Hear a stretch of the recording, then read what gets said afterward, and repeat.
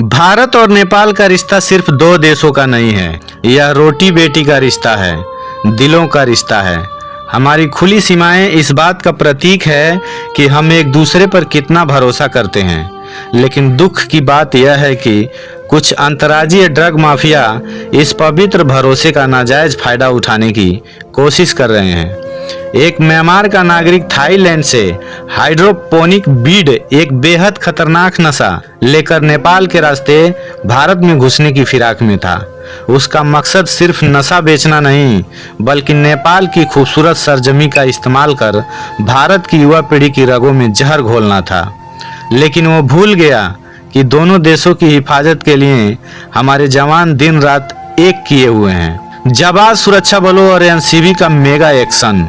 Location Maharajganj border, सीमा स्तंभ 517/2। सराहनीय नेतृत्व, विशेष गश्ती कमांडर सहायक कमांडेंट प्रिया यादव।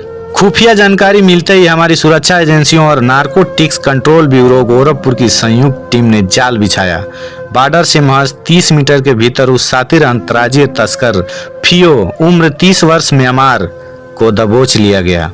उसके पास से 4.532 किलोग्राम नशीला पदार्थ बरामद हुआ। सैल्यूट इन जाबाजों को सहायक कमांडेंट प्रिया यादव, उप निरीक्षक संजय नोटियाल आदि। साझा दर्द, साझा लड़ाई, नेपाल और भारत एक साथ।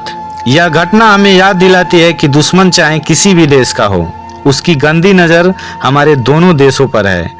वो नेपाल के रास्ते को बदनाम करना चाहता है और भारत के युवाओं को बर्बाद करना चाहता है।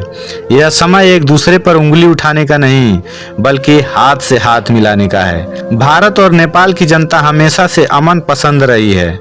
अब वक्त आ गया है कि दोनों देशों के नागरिक और सुरक्षा एजेंसियां मिलकर इन तस्करों के पूरे नेटवर्क को नेस्तनाबूद कर दें। दोनों देशों के नागरिक इस संदेश को घर घर पहुंचाएं। सरहदें सुरक्षित रहेंगी तभी हमारे दोनों देशों के बच्चे सुरक्षित रहेंगे।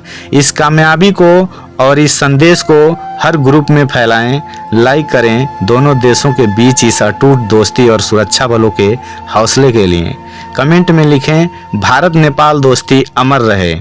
शेयर करें ताकि दुनिया को पता चल सके कि हमारी सीमाओं पर परिंदा भी पर नहीं मार सकता।